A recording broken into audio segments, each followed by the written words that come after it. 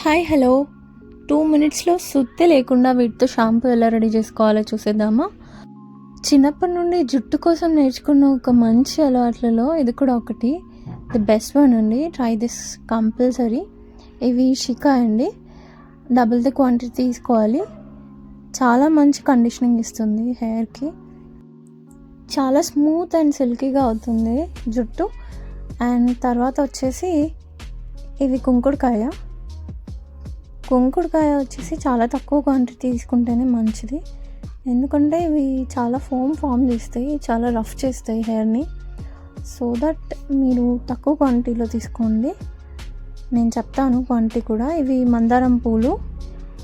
ఇవేంటంటే రూట్స్ని చాలా హెల్తీగా ఉంచుతాయి, సో దట్ హెయిర్ ఫాల్ అనేది కంట్రోల్ అవుతుంది అండ్ గ్రోత్ కూడా ఉంటుంది.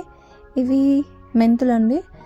ఇవి న్యాచురల్ కూలెంట్, అందరికీ తెలుసు. చిన్నప్పుడు నానబెట్టేసుకొని జుట్టుకు అంటించేసి పగలంతా ఒక 1 అవర్ అలా కూర్చోబెట్టేసేవాళ్ళు అమ్మ వాళ్ళు. ఇది మందారం ఆకు. ఇవేంటంటే చాలా వాల్యూమ్ని యాడ్ చేస్తాయి జుట్టుకి, చాలా షైనీ అండ్ స్మూత్గా ఉంటుంది జుట్టు వాడడం వల్ల. ఇవి కూడా మందారం పూలే, you can skip it.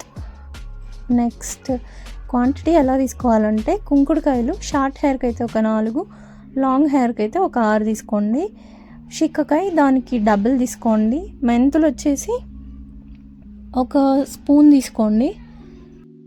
Long hair అయితే ఒక 2 స్పూన్స్ తీసుకోండి. ఒక 2 మందారం పూలు అండ్ ఒక 10 మందారం ఆకులు యాడ్ చేసేసుకొని ఓవర్ నైట్ సోక్ చేసుకోండి, లేదా హెడ్ వాష్కి 30 మినిట్స్ ముందు సోక్ చేసి ఒక 5 మినిట్స్ బాయిల్ చేసుకోండి.